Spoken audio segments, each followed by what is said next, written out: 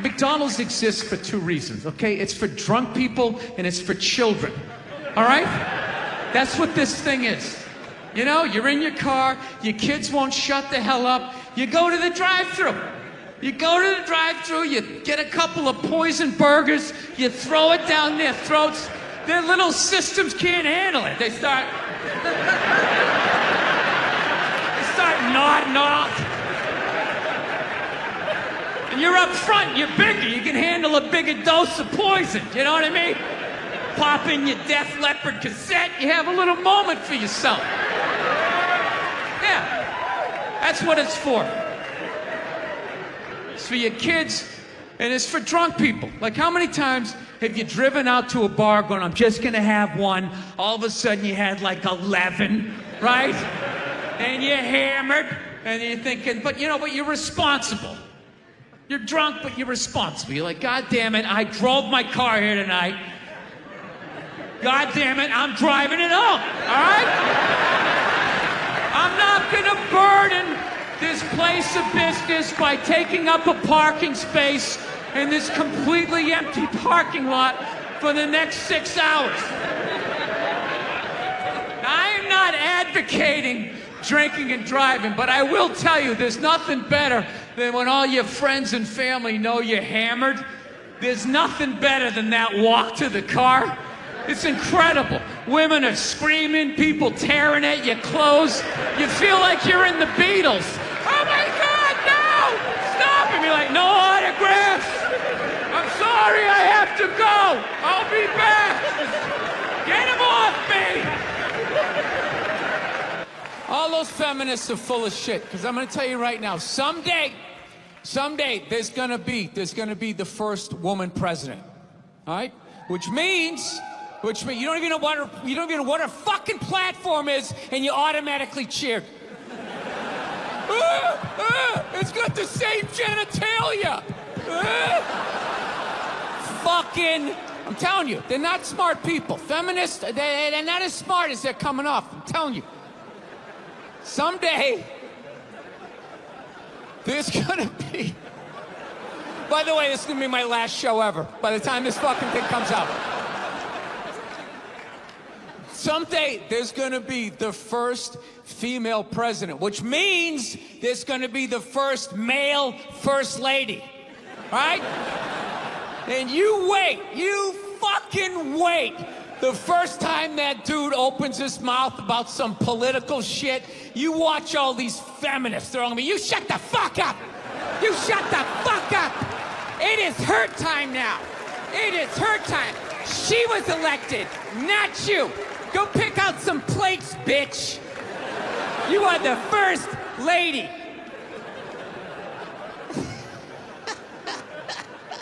He's gonna get treated like Tom Arnold when he was with Roseanne. Secret Service name will be like Appendix or Doesn't Matter. Not worthy of protecting, just entered the Oval Office, not worthy of protecting. Watching the History Channel today, right? Yeah, this whole 3-hour special on Adolf Hitler, you know? Here's a question for you. How come you never run into anybody with the last name Hitler? You ever notice that? That guy didn't have any relatives. You know, he didn't have a cousin, like Ed. You know, Ed Hitler, he's a plumber, right? He's shows up to work on time, your little lady covers for you.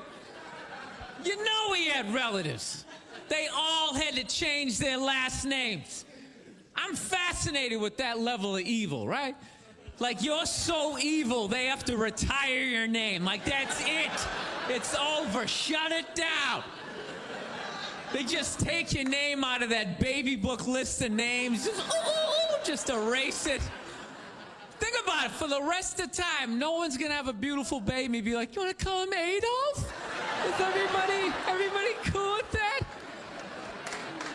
Can you imagine? Oh, thank you. Can you imagine being that much of a though? Whatever your name is, the day you die, Steve, that's it. No more Steves. You see that, dude? There's only a few names in history like that, right? Like nobody has a friend named Attila, right? Anybody hanging out with their buddy Judas tonight? You're not. And that's a cool name. You set up one Messiah to die, that's it, it's over. They're having like the retirement ceremony. They're bringing your jersey up to the rafters. You're standing baseline with a bunch of other psychos getting high fives and stuff. It's a weird grading system though, you know what I mean? Because look at a guy like Jeffrey Dahmer, man. That guy murdered and ate over like 30 people. People are still calling their babies Jeffrey. He must have been pissed. It's like, dude, how many people do I gotta eat to get a little damn respect around here? Anybody can kill him, I'm eating him.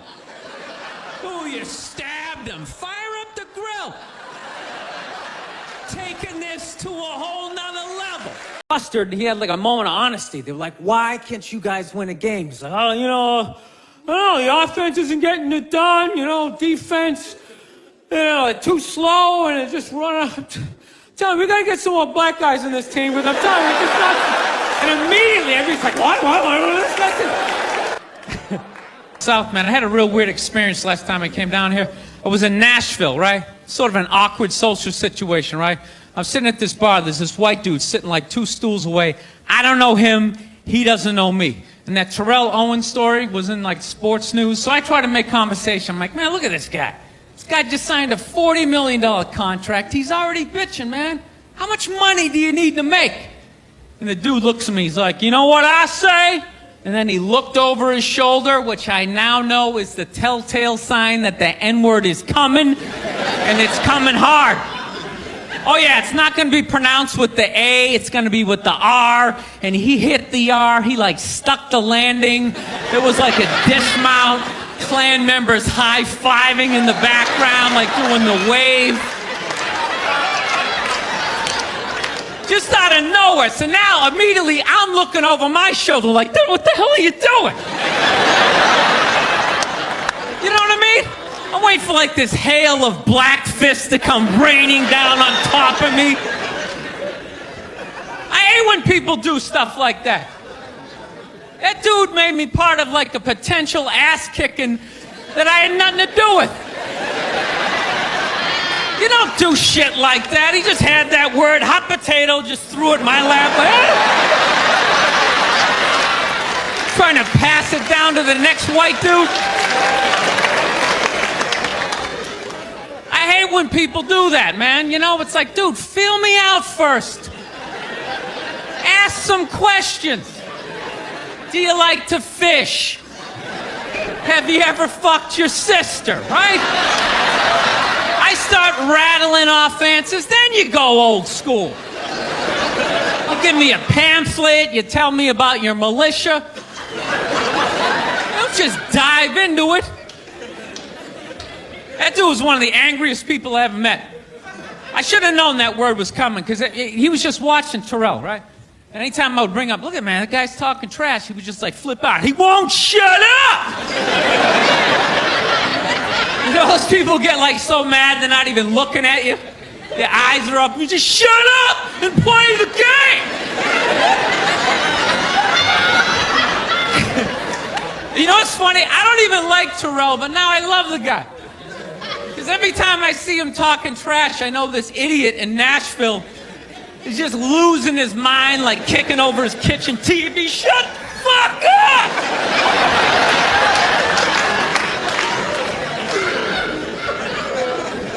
I like violence, man. I am. Not like when it happens to me or if I see it live. I like watching it on TV, Watching people, get attacked by animals. Just get blasted in the face or something, Like, I'm a huge sports fan. You know what my favorite, moment of, the last year was in sports? That Detroit Piston, Indiana Pacer, bench clearing brawl. Wasn't that great? That was one of the greatest things I've ever seen. I was so confused when I watched ESPN that day. They were like, that was absolutely disgraceful. Basketball fans, it just must be a... I'm sitting there looking like, I'm a basketball fan. I loved it. I thoroughly enjoyed watching out-of-shape civilians get the shit kicked out of them by professional athletes. It was fascinating. And I think as sports fans, we kind of had it coming, right? Because how many times you gone to a game, right? You got a little too drunk, you started screaming at some dude on the field who could clearly kick the shit out of you, right? If you saw him in the parking lot, you'd be like, hey, can you sign my stamp collection? I think you're awesome. You get in the game, you're all drunk, you're like, you suck, buddy! You're a piece of shit! And they're always calling him up, come on up here! No, come on up here! Well, they came up there. They did, and they kicked the shit out of everybody. It was great. It was like a cartoon. You're like beating up whole rows of people at once, like. I loved every second. I love how Ron Artest punched the wrong guy. Wasn't that great? He taught that dude a valuable lesson in life. When shit goes down, you don't just stand there like you're watching a movie like, wow, it's coming right at me. Must be in 3D or something.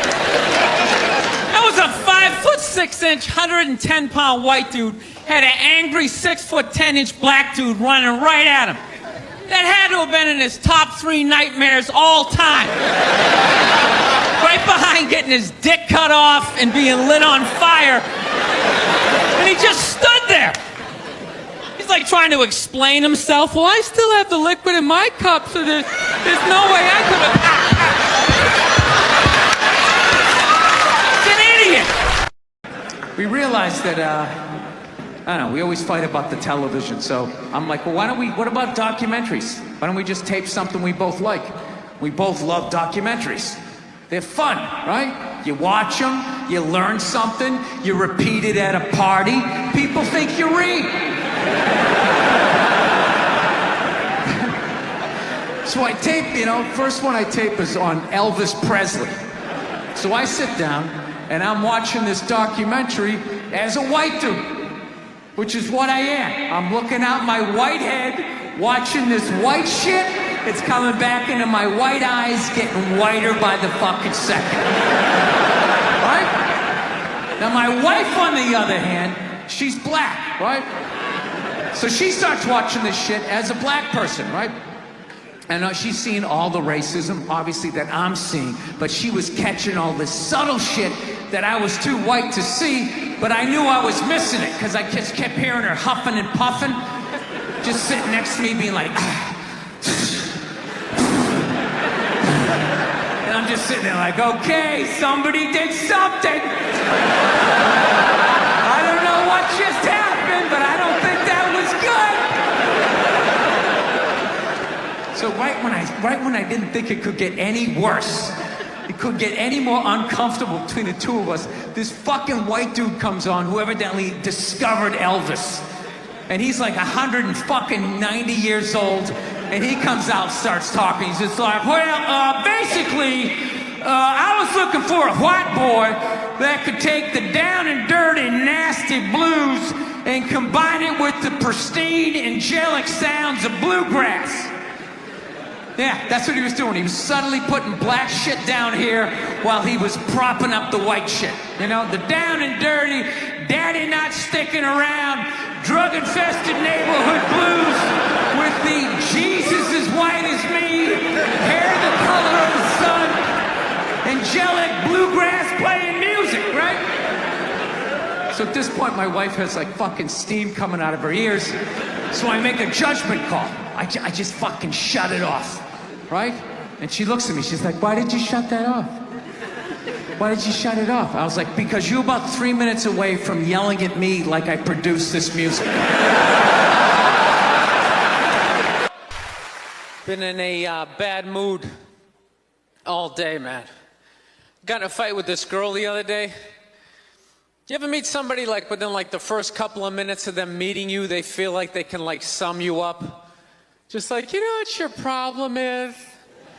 You just have like the urge just to take their head and just mush it into whatever they're eating, You ever have crazy thoughts like that? Can you relate on any level? You never have, like, urges? You ever drive down the street and see, like, 30 people up on the sidewalk and you just think, right? You don't do it, you just think it. That's what separates the psychos from the functioning psychos. Yeah, psychos, they just do it. All right, that's a good idea. They get the wipers going, they make a day out of it, right? But a rational person, you like think it through. You start going, you man, if I just leave my hand right here, nobody knows who I am. I move it 2 degrees over here, I'm on the cover of Newsweek. I'm instantly famous.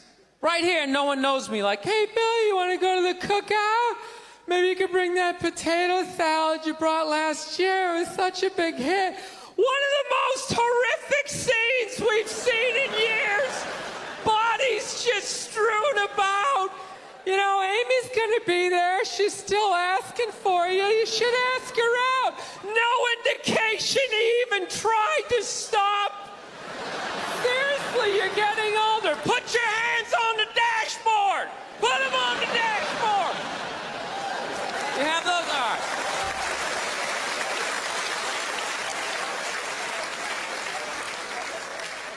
No, I have that stuff all the time. I do. My girl took me to a street fair recently, right? You guys have street fairs out here? You know, they close off the block, there's like shawarma, there's like stuff made out of buttons, right? People with no teeth are making keychains, right? It's a typical girlfriend idea. It sucks and it's gonna take all Saturday, right? She's all excited, she's like swinging my arm. Oh my God, this is gonna be great. I'm like praying for lightning, maybe some like scaffolding to fall down on me, you know? No, we show up, right? The first thing she sees is this big table and nothing but homemade jewelry, right? Homemade jewelry. It's got twigs, macaroni in it. It's a table of crap. It's crap. The whole thing is crap. But she loves it. She's like, oh my God, look at these earrings. Do you like these? Do you think these are nice? I just want to be like, no. If they were nice, they'd be in a store. All right? There'd be a roof, some sort of structure would be built around this. This is crap. This is just a table of crap. The guy's even wearing shoes. That's a good indication that this is crap. But I didn't want to ruin a day, so I'm like, yeah, go ahead, check it out. I'm gonna go get some air. Even though we're outside, I think there's more air to be had, right? So I walk like 3-4 tables away and I come up to this lady. She got this big table of nothing but muffins. Muffins, right? It's like 85 degrees out. She's selling muffins and she's got this big stupid, look at the muffins I made, look on her face. And the second I saw that part of my brain was just like, dude, what would happen if you just walked up and just said, hey lady, these your muffins? Oh yeah? And I just started going, blam, blam, blam, blam, blam, blam, blam. Like, how many of these muffins could I mush before anybody did anything? I mean, realistically, I think I could have got the whole table. Because even if you saw me doing that, it would take at least 5 to 6 seconds to process. Like, did they say he could do that? Is it like a game? Do you eat the muffin off your fist? That just seems like a waste of pastry. You know, there's no security at a street fair. There's no bouncer staying there. He's mushing the muffins. Okay, I'm on it. Sir, we're gonna have to ask you to leave. And they just choked me out.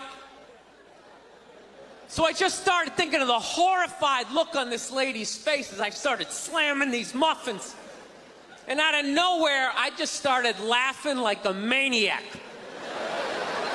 Oh yeah, I'm like slumped over this fried dough cart. I'm dying. My girl looks at me, she's like, what the hell are you laughing at?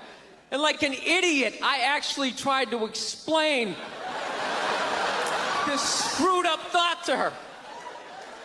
I swear to God, I'm just sitting there like, I was just thinking, what if I started punching the muffins? You know what I mean? I just started punching them. She's just looking at me like, why do I go out with you? Dude, but I swear to God, if I never broke eye contact the second I started hitting those muffins, that lady, she wouldn't even been able to call for help. I would have been in her head. She'd be like, did I go to high school with this guy? Why would you do that? Muffins are a happy food. I don't understand this. No, I gotta learn to let stuff go. I do, I got issues.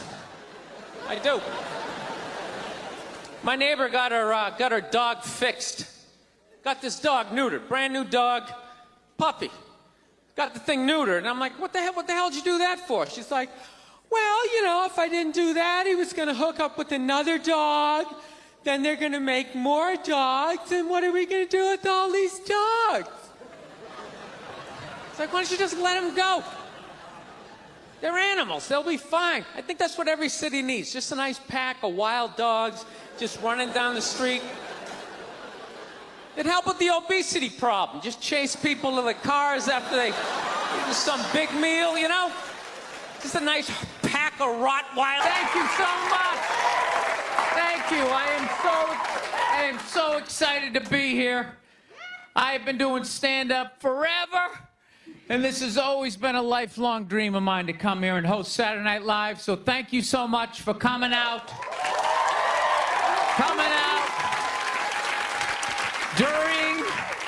During these difficult times, you guys all look like surgeons with your masks on. Makes me feel comfortable that you're wearing masks. I like people who wear masks. That's good.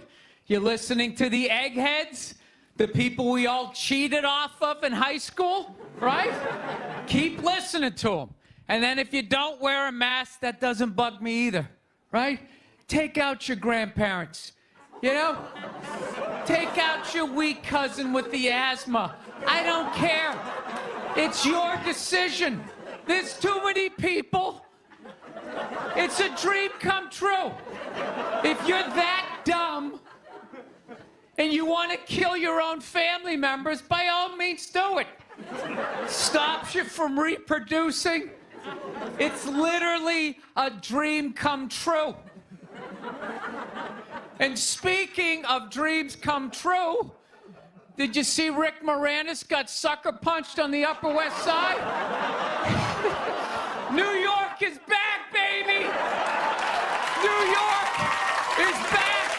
Yes! We lost our edge there for a minute. City started looking like a giant Bed Bath & Beyond, and then BAM! Oh, Ricky took one in the chops. It had to happen. That's what happens when you stick an M&M store in Times Square. All right? The universe has to balance itself. Get the peep shows back in Times Square. Old people can walk safely 40 blocks away. I don't know. I'll probably get canceled for doing that joke, you know? How stupid is that cancel thing? They're literally running out of people to cancel. They're going after dead people now. They're trying to cancel John Wayne. It's like, yeah, dude, God did that 40 years ago. They're all up in arms. They're like, did you hear what he said in that interview in Playboy in 1970? Can you believe that? It's like, yeah. He was born in 1907. That's what these people sounded like. You never talked to your grandparents and brought up the wrong subject, and all of a sudden it went off the rails. Like, oh, Grandma. Just keep making the cookies. Yeah, you don't bring up race or religion with your grandparents. You keep it simple. Anyway, I don't know. I guess my grandparents are older. I don't know. Plowing ahead. Plowing ahead. Let's talk white women here, shall we? Let's talk white women. White women, you're amazing. Amazing, your accomplishments over the last few years. I gotta tell you, the way white women somehow hijacked the woke movement, Generals around the world should be analyzing this. Just to refresh your memory, the woke movement was supposed to be about people of color not getting opportunities, the at-bats that they deserved, finally making that happen. And it was about that for about 8 seconds. And then somehow, white women swung their Gucci-booted feet over the fence of oppression and stuck themselves at the front of the line. I don't know how they did it. I've never heard so much complaining in my life from white women. My life is so hard with my SUV and my heated seats. You have no idea what it's like to be me. Trashing white guys, the nerve. Where's the camera? The nerve of you white women. Listen, I don't want to speak ill of my bitches here, okay? I don't, but let's go back in history here, okay? You guys stood by us toxic white males through centuries of our crimes against humanity. You rolled around in the blood money, and occasionally when you wanted to sneak off and hook up with the black dude, if you got caught, you said it wasn't consensual. Yeah, that's what you did. That's what you did. So why don't you shut up, sit down next to me, and take your talking to?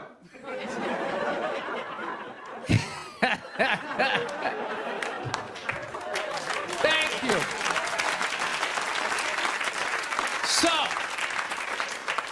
I haven't been in New York for about a year. You know, I was here last year. I was shooting a movie. Had a great time with Judd Apatow, Pete Davidson, and all the guys. Yeah, had a great time. And I hadn't been here in like 13 years, and I immediately noticed how extra crowded the city was. And I was getting all claustrophobic. I'm like, what's going on? How much of people not using safe sex and making all these babies, you know? So I finally walked up to this old New York door guy, and I was just like, dude, what's going on? What's with all these people here? And he was just like, oh, no, don't worry. He goes, it's June. He goes, it's Pride Month. And I'm like, what's that? You know, I'm 52. I never heard of it, right? They didn't have that when I was a kid. He goes, oh, it's Gay Pride Month. And I was just like, oh. Dude, you know when you're just like stuck in the Matrix and you just can't, everything's just pressed up, you can't see anything, and then somebody gives you that little nugget of information that just pulls it back? It's like, why is it so crowded? It's Gay Pride Month. Ah, tank tops. 0% body fat. 2 guys kissing. Rainbow flags. Ah! I didn't know that. That's what I learned. The month of June is Gay Pride Month. That's a little long, don't you think? For a group of people that were never enslaved. How did they get all of June? Dude, black people were actually enslaved. They get February. They get 28 days of overcast weather. Sun goes down at 4 in the afternoon. Everybody's shivering. Nobody wants to go on the parade. Look, yeah. How about you hook them up with July? These are equator people.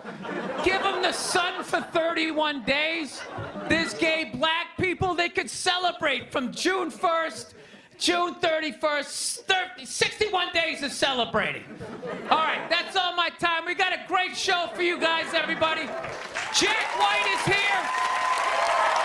It's gonna be amazing. Please stick around. We'll be right back. You know why so many Caucasians need facelifts? Because we don't know about lotion. See that? Only half of you laughed. That should have been everybody. Yeah, but a lot of you were sitting there like, well, what about lotion?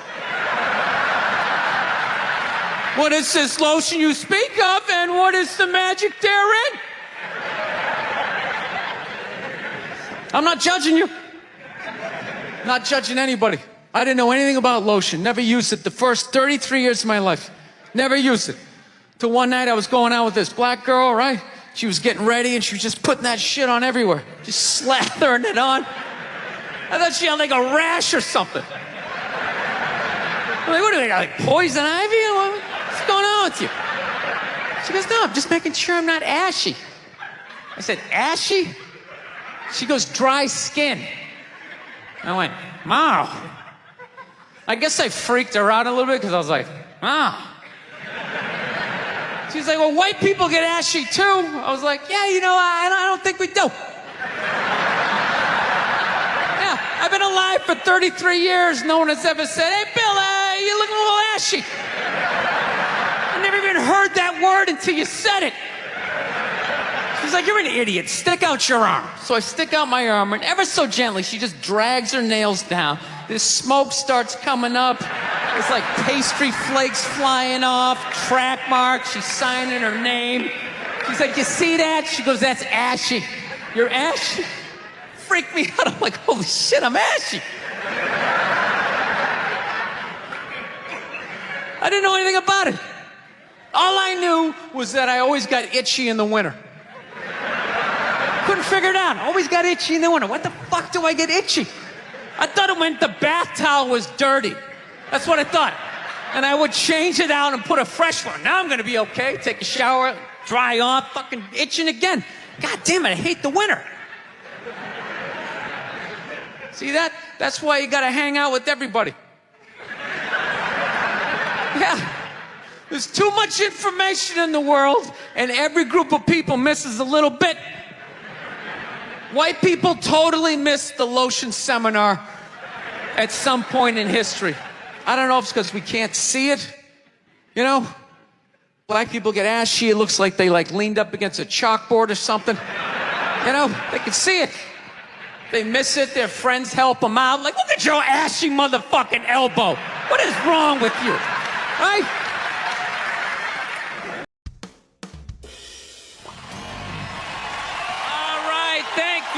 Thank you very much. How are you? Please be seated. Good evening. Thank you. Welcome. Welcome to this lovely theater here in downtown Montreal. It's unbelievable. Can't understand you. Female voice does not travel well. I don't know what it is. Up close or in a whisper can make your dick hard. But beyond 10 feet, it just sounds like a couple of birds fighting over a French fry or something, you know?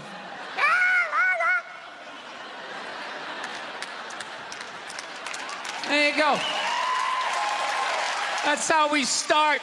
Somebody's coming out of the gate. I'm sick of Obama's wife. Yeah. Just running her. This isn't some Democrat, Republican shit. This is just in general. Just running her yap. It's just like, shut up. You know? You weren't elected. You know, your husband isn't running a lemonade stand. He's running the country.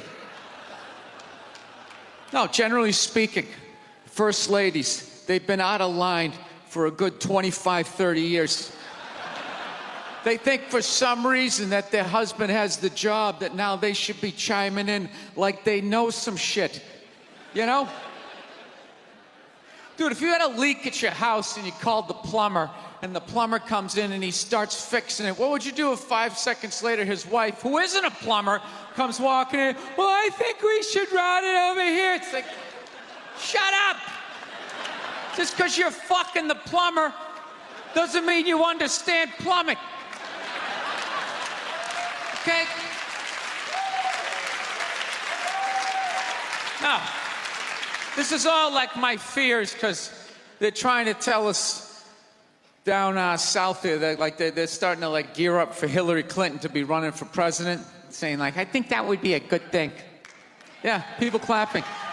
What is that based on? Based on what? I don't get how she became a senator.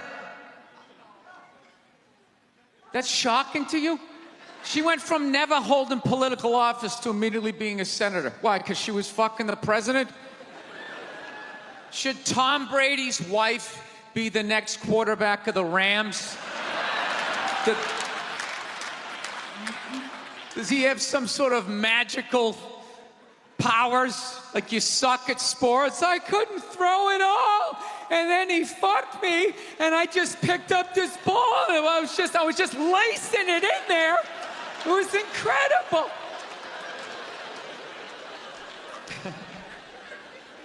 Dude, it all started with Nancy Reagan.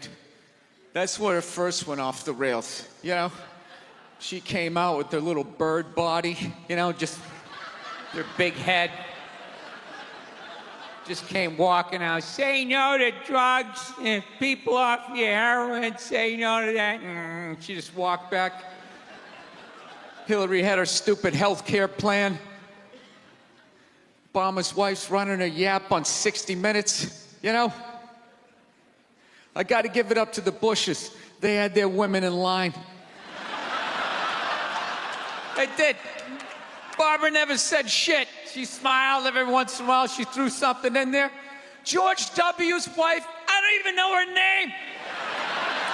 This dude was in office for 8 years. I don't even know her fucking name. What's it, like Beth or Paige or something like that? He had her on lockdown. Going out there tonight, I'm giving a speech. And when I say something and they laugh, you're gonna nod. You're gonna smile, and you're gonna nod that head.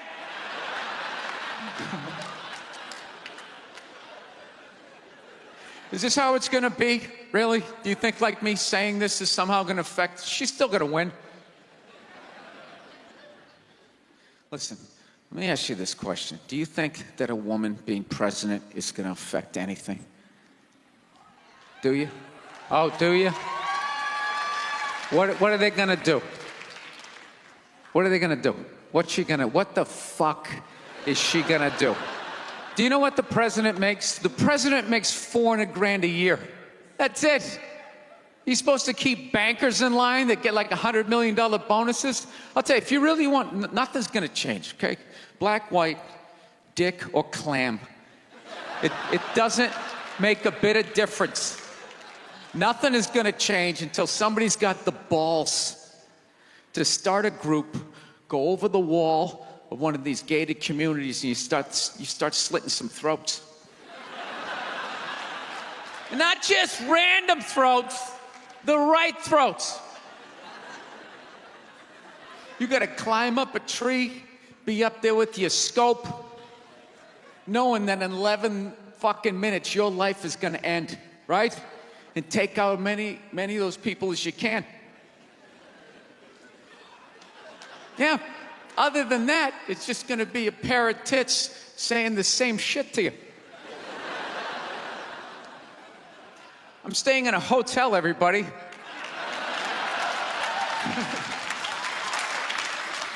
I like staying in hotels. They make me feel comfortable. I feel safe in a hotel. You know, you got the lobby. There's always somebody down there in case an axe murderer comes in. That's the first person that's gonna get killed. You can hear their screaming when you're up in your room. Gives you a chance to plan. Barricade the door, you know, turn on the shower, hide in between the mattresses, right? Little misdirection. Back in the day, I used to stay in motels. I hated staying in motels. Could never feel safe. You were lying in a bed 2 feet from a door that just opened up out into a parking lot. Anybody in the world could just come walking up, kick the door open, you motherfucker, just drag you out of the bed. And you're just lying in that bed, so not ready to have a fight to the death. Sitting there half naked, like nodding off. Meanwhile, there's some guy on the other side of the door with a chainsaw, like. You're lying there like, it's kind of early to be trimming the hedges. And when that dude comes through that door, you lie to yourself as a man that if something like that happened, dude, I'd just jump up, grab a lamp, let's fucking do this. You know what the reality is? Most people, the best you could do is maybe make a weird noise. Just be like, and that would be it.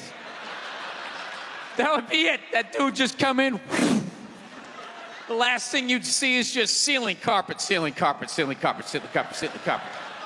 Looking upside down back at your own body, right? I will say this. What I do enjoy about this theater is nobody has told me it's haunted. Anytime you go into a theater, they always give you the history. It was built 1948. It was a tribute to Rocket Richard. Everybody chipped in, blah, blah, blah, blah, blah, blah. And we have a ghost. His name is Michael. I immediately lose all respect for anybody over the age of 8 that still believes in ghosts. It's like, really? You still believe in specters and goblins? What is the end game of being a ghost? I don't get it. You can go anywhere you want to go in the world. You're just gonna stay in a basement for the rest of your life? Just waiting for once every 6 months somebody comes down to check the boiler and you get to be like, "Mwah, da." Why wouldn't you go somewhere? Dude, I'd fly right to Washington, D.C., fly right into the CIA building, just start sitting in on meetings like, these guys are out of their fucking minds. Fly to the Super Bowl, go right into the huddle. I always wondered what they talked about. Actually, I got a couple of friends of African persuasion, and I got to get rid of them, man. I got to admit to you. I'm finding I'm spending too much money on clothes hanging out with them. Because I got to, like, fucking try to keep up with their wardrobe. It's like every time they go out, they got all brand new shit on. All brand new shit. So when I show up with my white version of brand new, which is, I basically, I ironed the shit, right? I ironed it, right? It's new. They just start trashing me. I can't keep up with them, man. They got like fucking 58 pairs of sneakers. Ever noticed that shit? Like every color fucking Timberland? And I don't give a shit what fucked up color their shirt is. They got a pair of shoes to match it and a hat. It's like a rule or something. They're the worst. Even when you wear some new shit, there's like some sort of rule that you gotta like space out the amount of time within which like that you wear it. Because God forbid you wear the same shirt within a 10-day period, one of them's gonna notice. All of a sudden just look at you funny like, this motherfucker's got the same shit he had on last Tuesday. And then the whole car's like, oh shit! Then everybody just starts making fun of your fucking clothes. First they do the math, like, what was that, 5 days ago? 5 days? This motherfucker got 5 shirts! He got 5 shirts! And they start breaking it down. Yo, his first shirt be saying Monday, next shirt be saying Tuesday.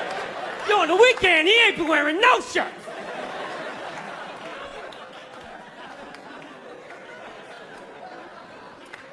I'll tell you, it's actually funny. You know what? That's actually how I judge black guys now.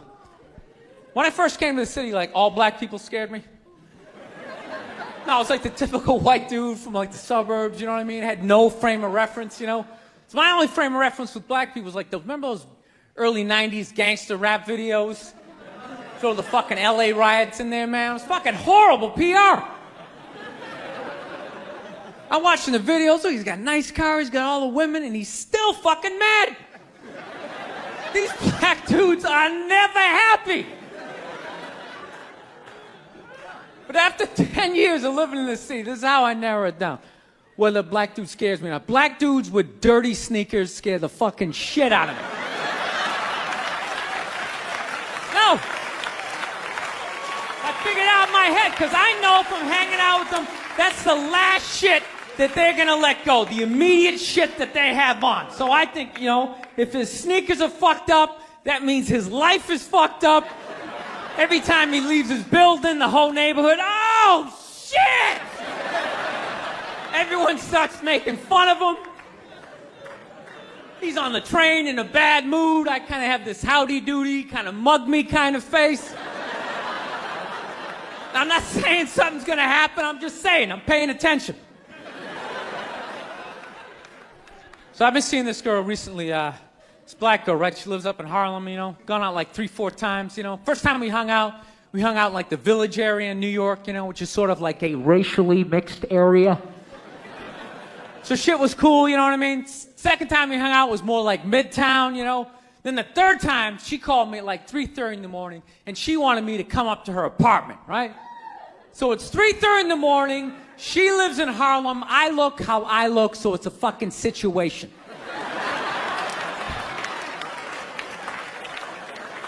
Yeah, because you know the deal, right?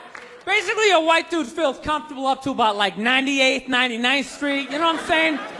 The second the streets start getting into like triple digits, like 100, 101st Street, start getting like a little asthma, like, yeah, fuck, it's starting to get a little high up here.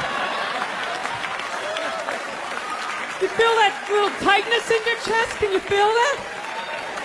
106th Street, you're like leaning on shit like, dude, where'd all the cabs go?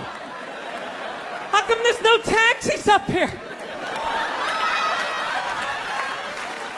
Dude, what's a bodega? I don't know what that is. Let's get the fuck out of here.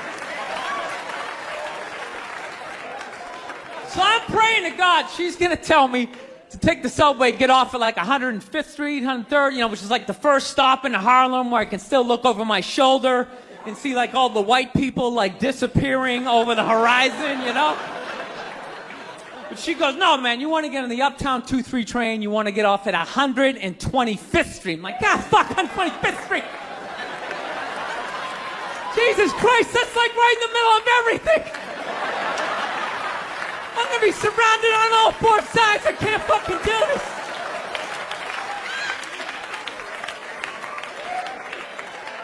So, at this point, I'm really trying to hide like the bitchy tone that's starting to creep into my voice, you know? And I'm trying to ask for really specific directions for when I get up there, because I want to know exactly where I'm going. So she starts naming the streets I have to go down, and every other street up there is named after like a black leader, you know? She's like, make a left on Adam Clayton, take a right on Frederick Douglass. I'm like, ah, fuck, Adam Clayton. Yo, dude, go on the internet, look up Adam Clayton. Did he kill a bunch of white people during the slave revolt? Dude, I ain't going up there till I know what Adam Clayton did. Fuck this shit. So at this point, I'm really having a battle with myself. Because I'm thinking I can't do this, right? I'm like, I can't do this, but my dick's going, no, come on, man, we can do this, all right? Just relax. Pull yourself together and get on the goddamn train, right? So as always, I listen to my dick. Oh yeah, I get on the train. By the time I get up there, it's like 5 or 4 in the morning, right? I'm staying on like Malcolm X and like Danny Glover or some shit, right? I don't even know where the hell I'm at. But I see the street I want to go up. I want to go up St. Nick. I can literally see her apartment building. But there's like 5 or 6 black dudes standing right on the corner, right where I want to walk by. So I'm like, fuck! Felt like I was on like some reality show at that point, like some sort of like white guy survivor. It was ridiculous. So I'm thinking, I gotta walk right by these guys, right? You know what's funny? I think that they were actually more surprised to see me than I was scared, you know? And I was really, really scared, you know, but I'm also really, really white, you know? Like shockingly Caucasian. You know what I mean? Like if you're not ready for me, I can like surprise you. No, especially if you live up there. You've probably seen a white person for hours, possibly days. So when I show up, it's almost like magical, like a leprechaun came out of nowhere, you know? Felt like I should have had like a little pot of gold. like a rainbow behind me. Top of the morning to you, latte. Kind of dance my way past them.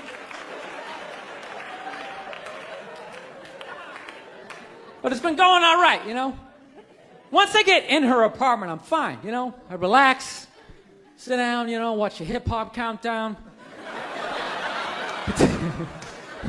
Pretend like I know the groups, you know what I mean? It's just getting there that's a fucking pain in the ass. But, you know, I don't get mad at it, because I figure, you know, black dudes got to go through the same shit, though, right? When you go out to the suburbs, go fuck a white girl, right? Just that same awful feeling of just leaving your people behind, you know, just less and less of you as you're fucking driving out there. Probably start off lean and you're all fucking cool. 20 minutes in, you're driving like 10 and 2, the radio's off. Like, dude, I don't like this shit. I don't like this shit at all. There's too much grass, I don't see any rims. This is fucked up. None of the windows are tinted. I can clearly see white people in every car. This is fucked up. Listen, you guys were awesome. Thank you so much for coming out. South, man, I had a real weird experience last time I came down here. I was in Nashville, right? Sort of an awkward social situation, right? I'm sitting at this bar. There's this white dude sitting like 2 stools away. I don't know him. He doesn't know me. And that's... I want to get a gun. I do. I really do. I never had that feeling before till I moved out to Los Angeles. This city just messes with your mind, you know? It's overpopulated, technically doesn't have a water supply, right? The dollar's crashing.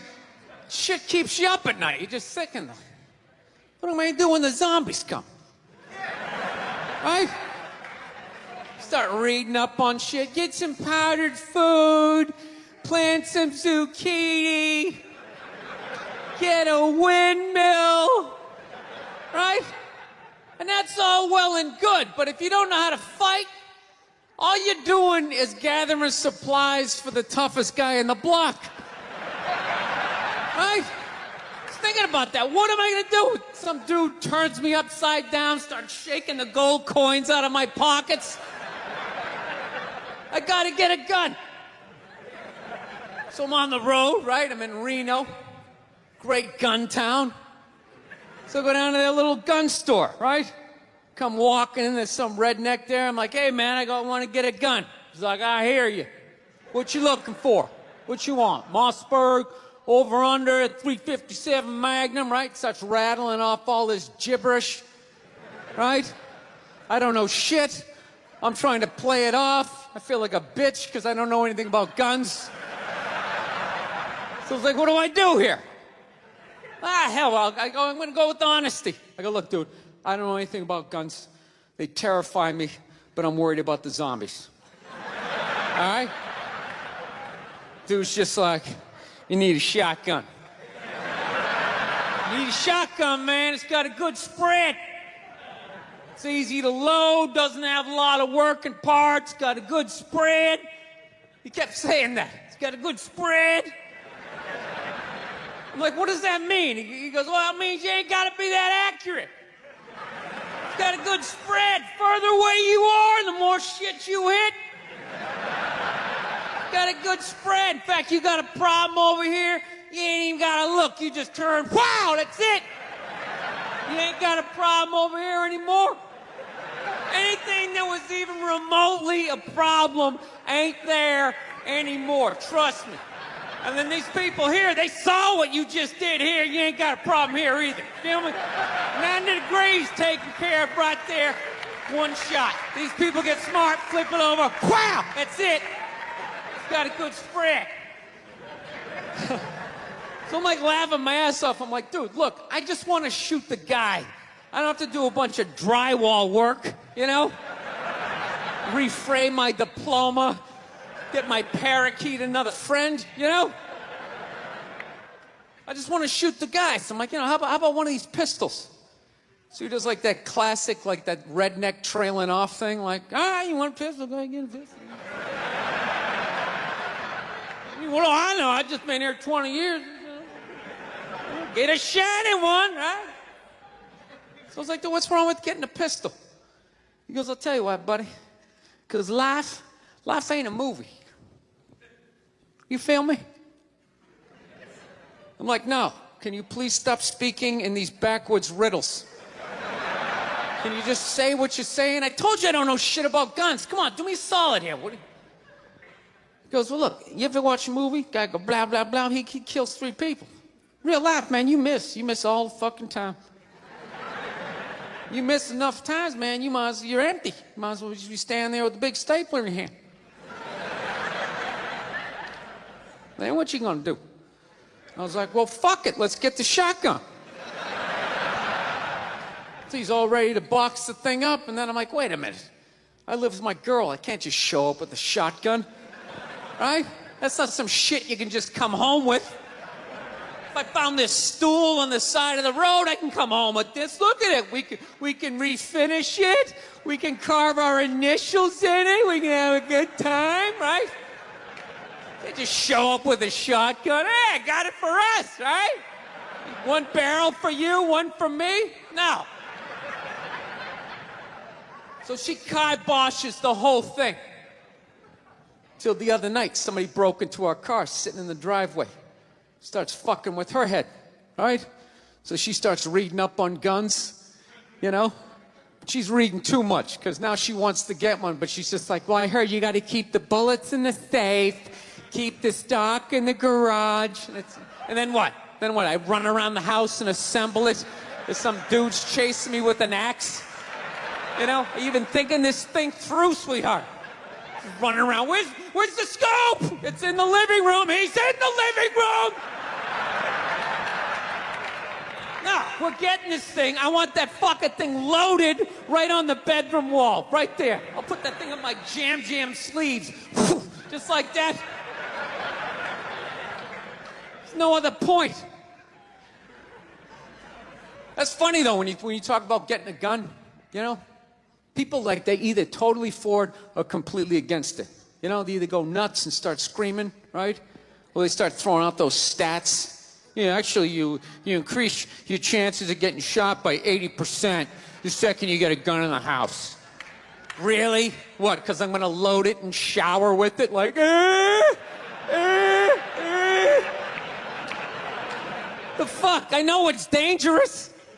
You get a pool in your backyard, you immediately increase your odds of drowning in your backyard, right? You couldn't do that before, now you step on a rake, in you go. No, I'm telling you, I don't buy into any of that shit.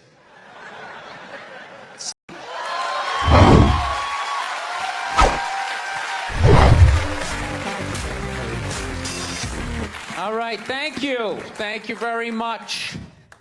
I here from Los Angeles. I live in Hollywood. There's a ton of plastic surgery out there. You know, a lot of people getting like facelifts. I don't know if you guys have those up here. You know, those awful ones where people start to look like, you know, a little Filipino, you know. You got a little Filipino? Yeah, 52-year-old white guy. Yeah, that's how. Why would you get a facelift? Can't you look at other facelifts and realize they haven't worked all the bugs out yet? People, if you're thinking about getting a facelift, just do yourself a favor. Just wait it out. Let them practice on other people's faces. You know, didn't we learn anything with hair plugs? Hair plugs don't look half bad now. Saw this commercial the other night. The guy's like, oh, God, I wish I did this 10 years ago. It's like, no, you don't. 10 years ago, when they were stapling ant legs to the top of people's heads, everybody's eyes watering, trying not to look at your hairline. You wish you got hair plugs 10 years ago? Do you wish you got polio 60 years ago? Are you even listening to what you're saying historically? I'm telling you, the facelift, you can't do it, man. Why can't you just be your age? There's nothing wrong with being 50 and looking 50. Like, what would you rather be, 50 and look 50, or be 50, and look like a 28-year-old lizard. That's basically your options, right? I'll tell you what the problem is, is that the facelift is actually a white problem. I've never seen a black guy with a facelift, ever. Other than like the Jacksons, but they're all out of their minds, right? But I've never seen a black dude with a facelift, ever. You know why so many Caucasians get facelifts? You know why? Because we don't know anything about lotion. See that? That should have been a bigger laugh, but there's too many white people here. I'll help you out. You can put lotion in other places other than your dick, all right? If you ever wondered why your dick looks brand new, but your face, you're starting to look like an aging pirate, because you need to increase the circumference of the lotion distribution. No, I'm not judging you. I didn't put lotion on my face the first 33 years of my life. Never put it on.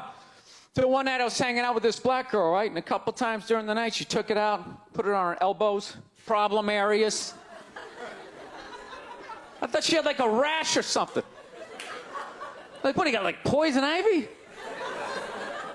She goes, no, you get like a little ashy. I went, ashy? She goes, dry skin. I went, oh. I guess that kind of offended her. It's like, oh. She's like, well, white people get ashy too. I was like, yeah, I don't think we do. I've been alive for 33 years. No one has ever said, hey, Bill, you're looking a little ashy. I never even heard that word until you said it. She's like, you're an idiot. Stick out your arm. So I stick out my arm. She just goes, it's like pastry flakes flying off. Track marks. She's like, you see that? That's ashy. I was, oh, all right. Thought I just got itchy in the winter. See, that's why you gotta hang out with everybody. Right there. Oh, there's too much. Seriously. There's too much information in the world. And every group of people misses just a little bit. Like white people totally missed the lotion seminar. I don't know where we were on that one. We missed that shit the way black people missed the whole register your weapons summit, right? Just never got, really? You're gonna groan that? I'm the only guy who's seen 17 rappers get busted for that shit? Every time I see it, it just blows my mind. It's like, what, do you just want to make an album over the phone? Why would you do that? Is that like the new auto-tune? No, it breaks my heart. Every time I see it, I just think, God, if he just had one white friend. One white friend in his entourage. The dude would have been standing there all dried out, itching like, dude, is that thing registered? Dude, are you serious? That's like 3 to 5 mandatory. Get that the fuck out of there. So, thank you.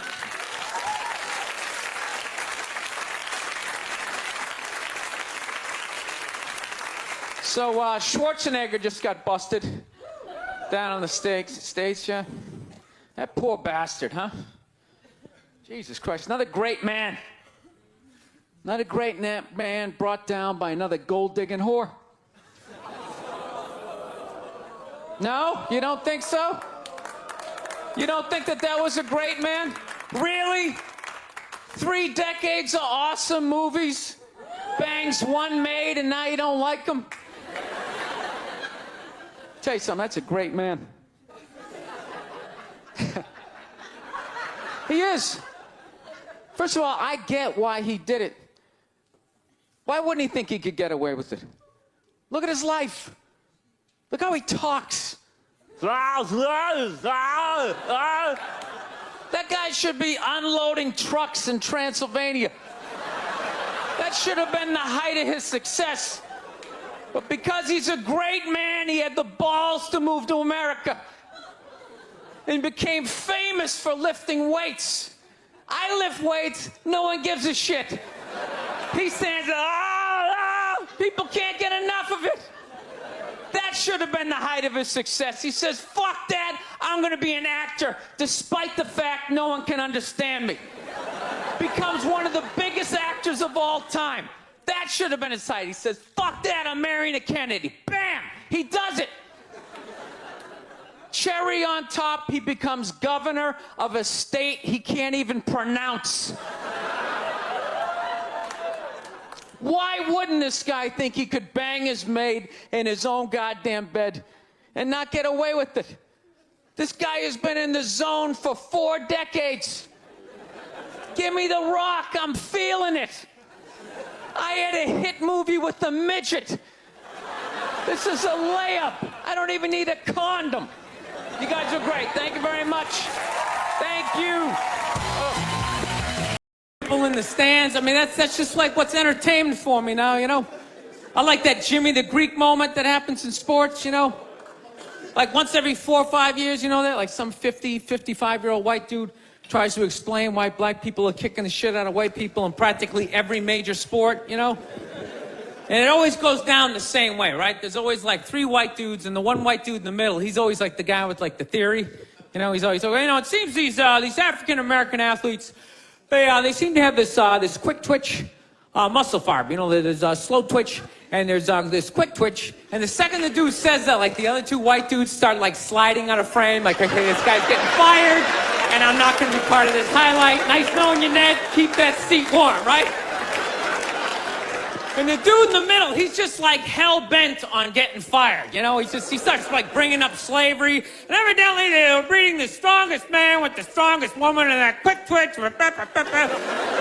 And literally 20 minutes later, that dude's on TV. He's like fired, right? He's crying, his family's standing there. He's got like a box of shit from his desk with like an Emmy sticking out. He's like, I don't know what I said. I was just talking about the quick twitch and the slow twitch. And I wasn't just trying to make a point. No, I love that. I love seeing people mess up their careers like that. It's just funny to me.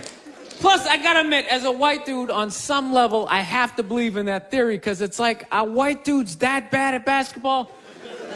I can't even watch the NBA anymore, man. It's like every highlight, the white dude's like that, the black dude has like his nuts in his face. Fucking blah!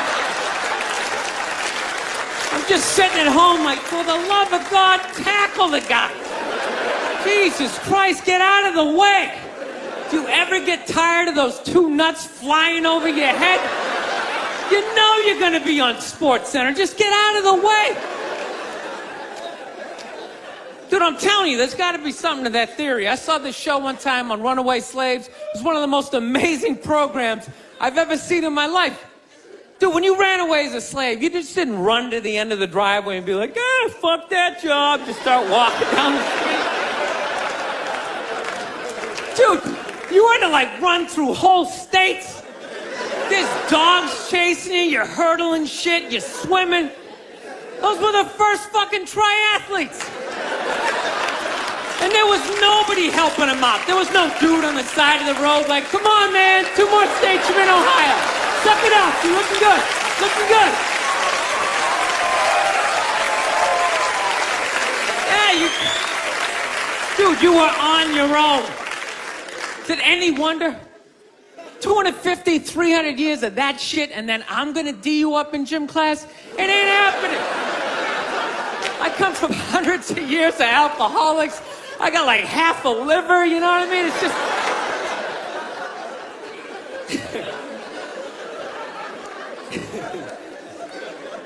You know what's funny to me about that stuff? You can't even like, you know, I obviously know that theory's crazy, but it's just like, you can't even bring up how well black people are doing in sports. Everybody gets all weird about it, which I don't understand, because it's like a compliment, you know? Like, feel how weird it is right now. You know, I just brought that shit up all of a sudden. I'm saying something good, right? I saw a coach get in trouble for that shit. Like, his team was like 0-6 or something. They just couldn't win, and every week the press was just getting on him more and more and more, right? And the dude, he was just like flustered, and he had like a moment of honesty. They were like, why can't you guys win a game? He's like, oh, you know, the offense isn't getting it done, you know, defense, you know, too slow, and it just run up. Telling me, we gotta get some more black guys in this team, because I'm telling you, it's just not... And immediately, everybody's like, what? Everyone started freaking out like they had no idea what this dude was talking about. It's like, are you watching Sports Center? Or do you see the Olympics? Like, I love the 100-meter dash, right? There's always like 9 black dudes and that one token white guy in like lane 8. I'm just sitting there going, come on, man, one time. Just one time, just win the bronze, just do what you gotta do. And the white dude always stays with him till like the first turn, then he like fucking blows out his hammy. Those other 8 black dudes are like...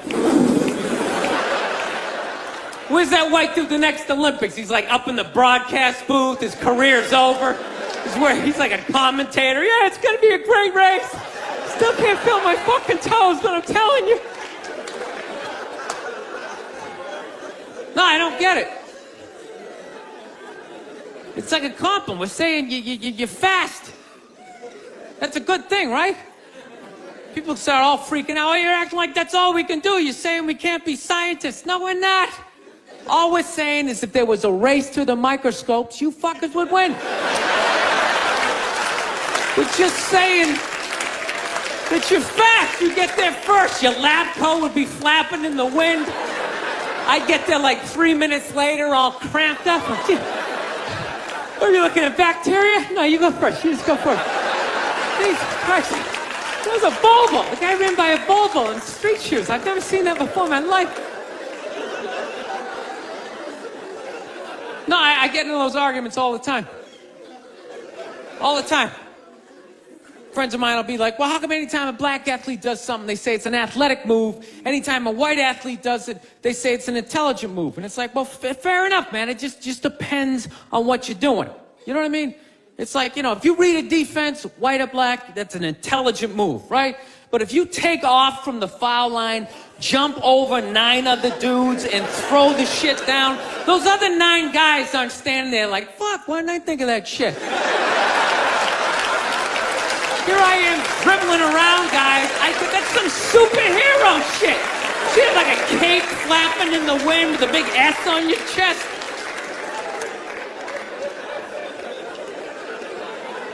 I'm telling you, man, that's the funny thing about Hitler. Just let me finish. Let me work my way through this idea. No, that's my favorite sports clip is that Jesse Owens shit. I just love it because their whole angle was fucked up. He made Hitler leave in like the 3rd quarter, right?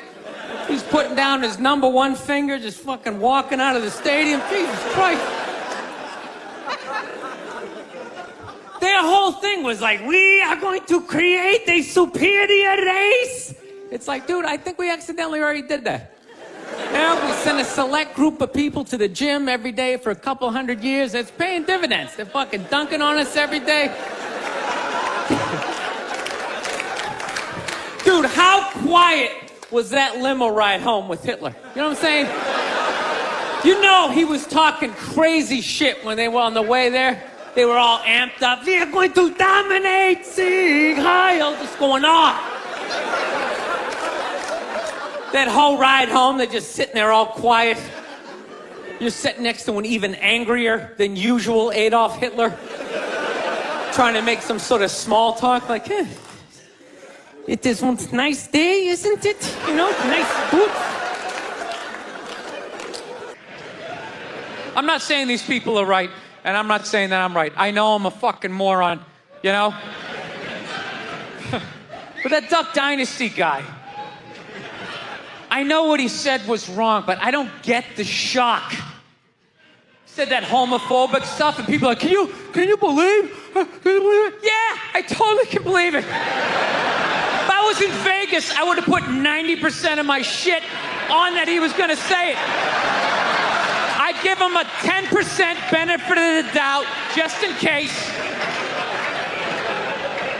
Are you seriously shocked some redneck with a beard down to his dick, sitting in a boat in the middle of a swamp, shooting varmints? Like, What did you think he thought? Did you think he had like some progressive ideas on same-sex marriage? Yeah. Didn't he think exactly what you thought? He thought, you know? I think all of that shit comes from the church. They just fucking brainwash you. You know? You come, no, don't clap. I don't read. Follow someone else. I'm telling you. They brainwash you. Come into the church, your brain's all empty. They just fill it up like a jelly donut. Just brainwash you. Say what we say when we say it. Say it again, then you can go home to your toys. All right, I'll say it. I'll say it again. Now can I go home to my toys? Right? And you repeat everything they say. The good, the bad, and the fucking horrific. They stick a star in your forehead. You're a big boy. The big people like me. You get on with your life. I live this fucking isolated life, man. I go on the road, I'm in green rooms, and I just fucking, you know, I'm just by myself all the time. You slowly go fucking crazy. I did a gig recently. I was in Ireland, and I was in the green room by myself, and I went to turn on the light. It was one of those pull switches, and it wound up around itself, looked like a little noose, and I immediately just thought, what if I just stuck my head in there and just turn the lights out, literally and figuratively. Was not thinking about killing myself at all the second I thought, what if I just fucking did that? And then I looked in the mirror, I caught my eye, and we both laughed.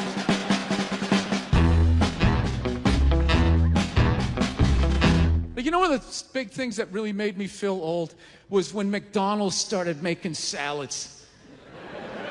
That literally ripped my heart out. I'm like, they're doing what? What?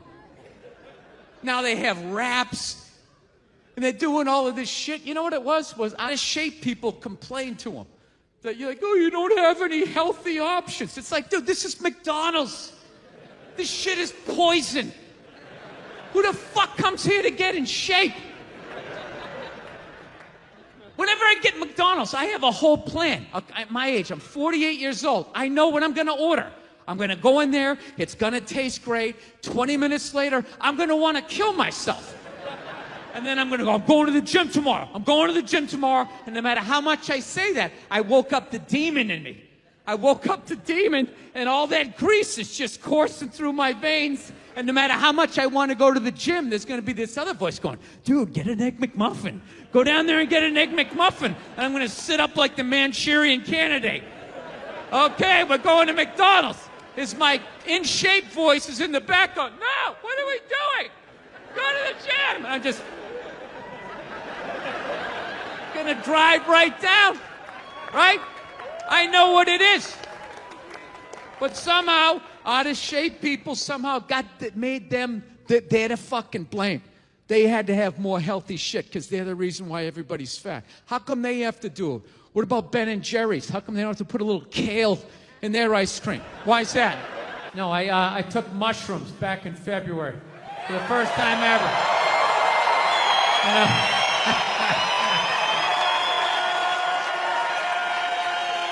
This is the perfect state to tell this story. You guys should literally have mushrooms on your fucking license plate. All right, so here's the deal. I never fucked with anything like that. I was always a booze guy. All right,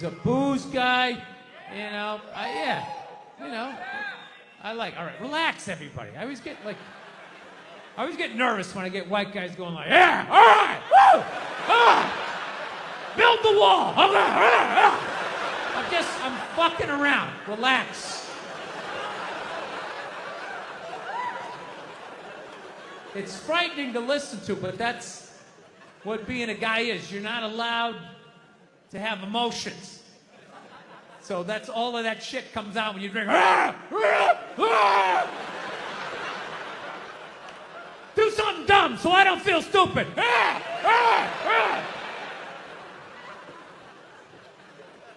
So, yeah, I was always like a booze guy, so like I never fucked with like psychedelics or whatever. So I think, you know, it was just one of those deals. I was out in the desert, man, and I was like, all right, I got somebody watching my kids, everything's fine. I'm in my 50s. If I gotta do it now or I'm never gonna do it, right? So this person, who may or may not have been my opening act tonight, goes, all right, man.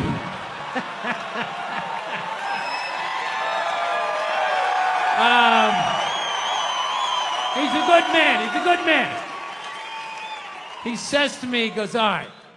He goes, okay, just take like, it's always just like, all right. So, like, how fucked up do you want to get, all right? And there's always like a square, and it's like, okay, don't eat the whole square. Just like bite one corner, lick the other one, and then rub the other one and let it absorb in your face or whatever. So I'm like, all right. He goes, how far into it do you want to go? I go, I just want to trip a little bit, nothing fucking crazy. So he goes, fine. So I ate just a little bit. So I get a little nauseous or whatever. At first it feels like I ate some weed, but then all of a sudden, like I notice shit that's not alive looks like it's breathing, right? Like the refrigerator looked like it just did a lap around the house. It's kind of... Nothing threatening, you know? It's just like, it needed it, you know? TV started getting bigger. It's looking like it's gonna fall on me, all right? And I was doing fine. I was fine. I was like, I know that TV's not getting bigger. And if it is, I don't give a shit. Go ahead. Spill that pixelation all over me. I don't give a fuck. I know I'm tripping. I'm having fun. I'm giggling. I'm laughing at shit. I'm putting things together, right? And everything is fucking great. And all of a sudden, about an hour in, all of a sudden, this profound sense of loneliness and not feeling loved just washed over me. Life can pass you by. It happens. You know, you just keep living and living and living. You know what it is? I think you got like 25, 30 years to absorb as much as you can. And then that's it. That's all you know. Because right around then, you get married. And it's over. Right? You have a couple of kids. You're sucked in the bubble. You don't have time to pay attention to what's going on in the world. You're just stuck with these kids. It's shitting all over the place. Don't be a serial killer. Don't touch that. You're just stuck in that. You have 3, 4 kids. That is a 25-year sentence. Trying to get them all through college. Society just keeps fucking going. You get the last one through college, you step back out of the bubble, just... You don't know what happened. You're not even paying attention. You go back to your old record collection. Right?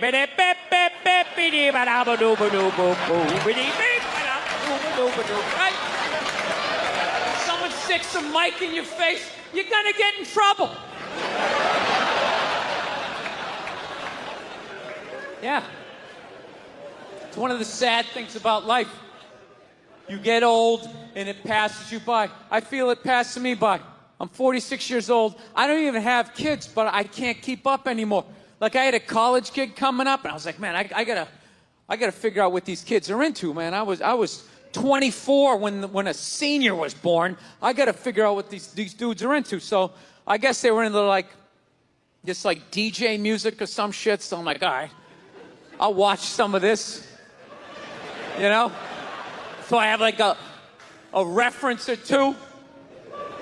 I don't want to be that old comic coming to the gig being like, what's up with this Monica Lewinsky? Is this crazy? I mean, this Y2K. I mean, my stylist gonna work? I don't know. So I put this shit on. Dude, I lasted 90 seconds. 90 seconds. I was open-minded. All right, put it on. 90 seconds later, I'm like this old man. This isn't music. You know, when I was a kid, you dressed like a woman and you sung about the devil. Now that was music. Think about about the kinds of people that take a cruise. These aren't forward thinkers. These aren't seekers. They're not pivotal to our survival. You ever hear somebody coming back from a cruise? It's one of the worst stories you're ever gonna hear. Because they don't do shit. They don't want to travel to another country, interact with the new culture, try to figure out the train system or the money. All they want to do is just sit on a fucking boat. Just drinking, that's all they want to do. All right? Worst story you'll ever hear. Hey, how was your cruise? Oh, it was great. I was fucking laying there. There was a DJ over here on the 1 and the 2 wooka wooka thing, right? And then they had this chocolate fountain. It was like a fountain, but it was chocolate. And you stuck the toothpick in the food, and you stuck it in the chocolate, and you stuck it in your mouth. And then you'd be like, I want another drink. And they bring it all, you drink it, it dribbles down, and it gathers in your navel, and you punch yourself, you get in your mouth. And every day around noon, we'd line up for lunch. What's for lunch? We don't know. We don't make decisions. Whatever they give us. And I gotta be honest with you, too. People were too hard on that Clippers guy, man. I'm telling you. For an 80-year-old white guy, that wasn't that bad. All right? Dude, he didn't drop the N-word once. That's unbelievable for an 80-year-old white guy. The N-word should have been carpet bombed through that whole tape. He never said it once. And if you go back and listen to that tape, I'm telling you, go back and listen to it. Other than Instagram, he's pretty fucking liberal. He's like, you can hang out with them, you can have sex with them, just don't promote it on Instagram. It was the weirdest, most compartmentalized, like, racism I ever heard in my life. Something about Instagram, I didn't get it. Other than that, he was wide open. You can make a snowman with them, go to a water park, rub your bellies together. Just don't promote it on Instagram. Hey, what about Facebook? I don't give a fuck about Facebook. Keep it off of Instagram. Yeah. Dude, you understand? The guy's 80 years old. Do the math. This dude was born in 1934. That's 13 years before Jackie Robinson broke the color barrier. First 12 and a half years of this guy's life, he watched all-white baseball, and it was fine. First 12 and a half years. Up next, Whitey Willoughby. There's a line shot out to Peter Peckerwood. What a catch! Unbelievable into Chris Cracker. What a great day. What a great day for a ball game. White baseball, white players. Dude, his parents were part of the generation that finished off the genocide of the Native Americans. All right? That's who taught him his ABCs. I'm telling you, you can live too long. You can live too long. I'm telling you, you wear out your welcome.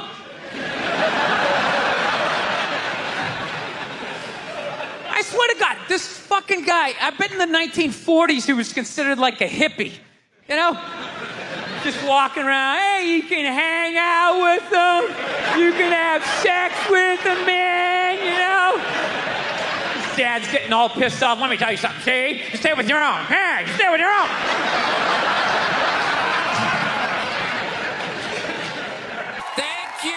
Thank you very much. How are you? How's it going? Yes, nice to be here on such a fun week. I know. I don't want to hear it. I don't watch politics. So, we're going to keep it light. All right? Here we go. All right. Well, I just got over the flu, which is fantastic. You know what I mean? Had it last month. Whenever you have the flu, like or like COVID, you know, you always lay in bed and you try to like figure out who gave it to you. You know, just going through this Rolodex of people that coughed on you, sniffled near you, walked by an Asian or something. You try to fight it. You like, they say on the internet, that's where all the disease comes from. I know who gave it to me. I sat next to a shoeless cowboy on an airplane.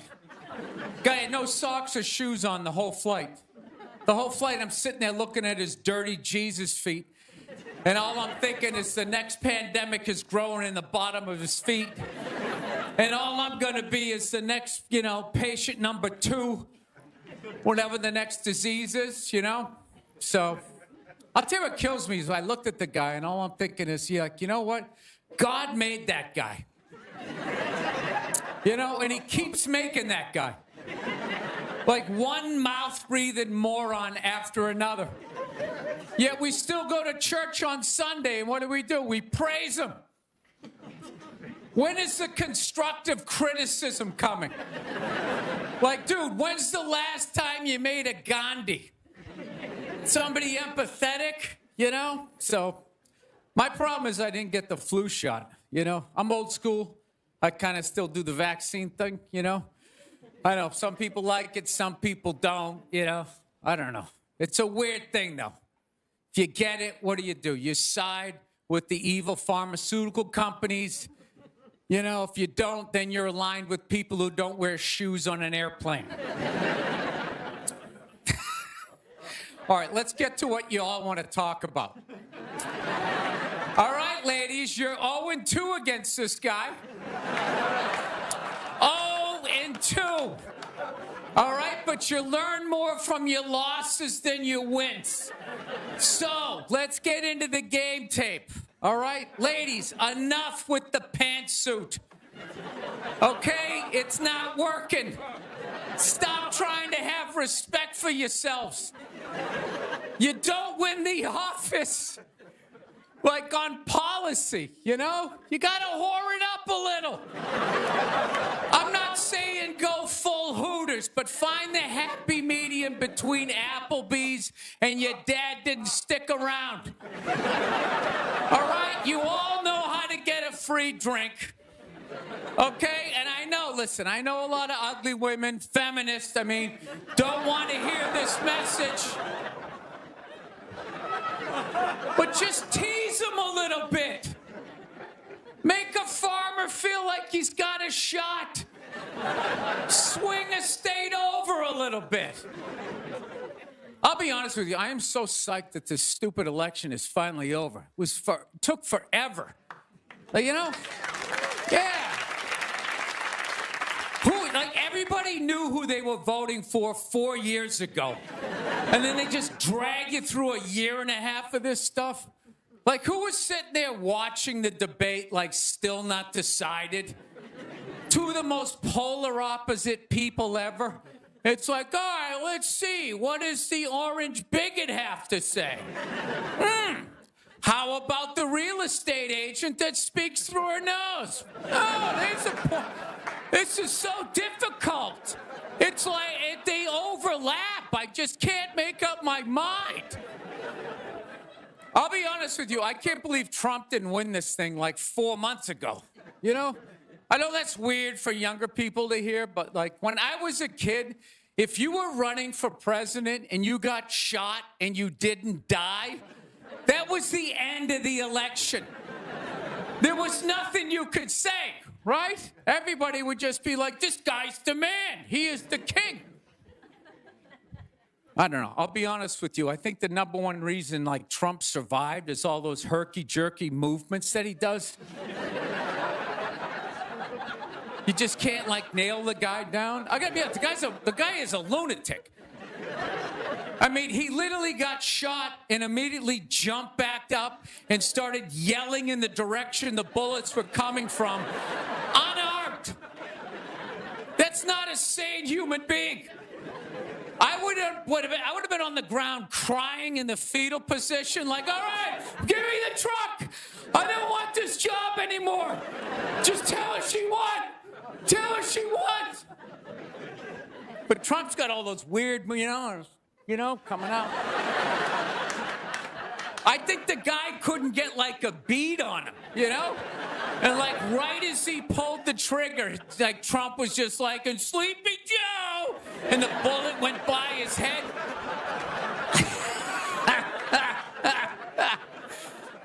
My favorite part of the campaign, though, was when Trump went to McDonald's. Wasn't that amazing? That's the only time I've ever seen that guy truly happy. Like, he was glowing. When he got behind the counter, it was like he was behind stage at like Springsteen or something. He's like, oh my God, this is like where they make the French fries. And he was sticking a couple extra in one. He goes, hey, whoever gets this one's gonna be excited. It's like, oh my God, was that empathy? Of the people, Donald? It's like when the Grinch came down the hill, bringing the toys back, and his heart got a little bigger.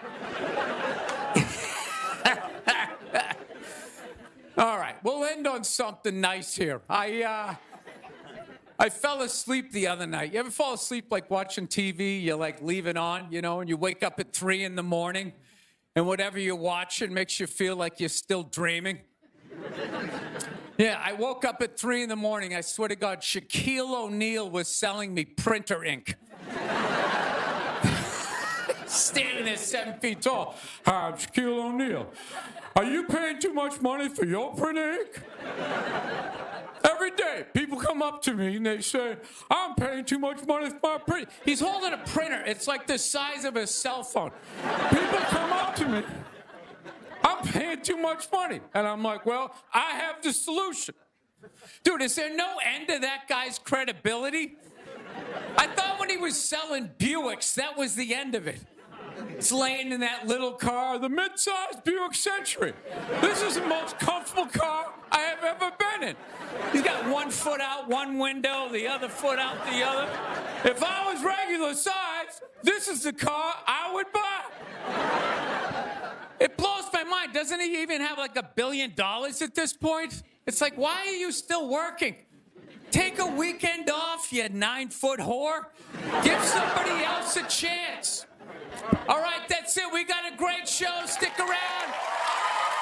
McGee will be here. We'll see you in a minute. Thank you.